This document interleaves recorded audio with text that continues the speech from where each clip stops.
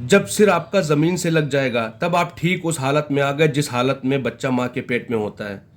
शांत होने के लिए इससे ज़्यादा कीमती आसन जगत में कोई नहीं है। आसन ऐसा हो जाए जैसा गर्भ में बच्चे का होता है और आपका ध्यान नाभि पर चला जाए।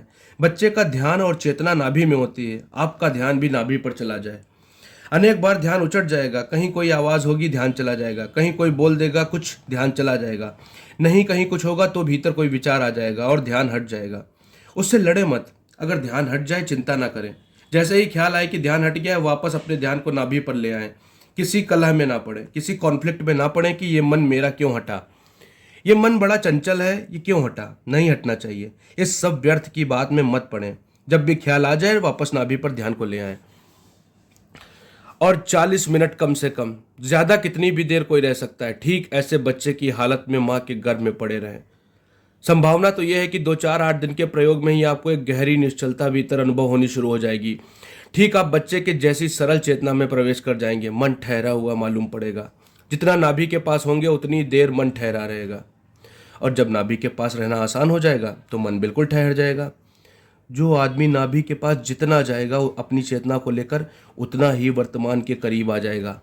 जैसा बच्चा नाभि से जुड़ा होता है माँ से, ऐसे ही एक अज्ञात नाभि के द्वार से हम अस्तित्व से जुड़े हैं। नाभि ही द्वार है।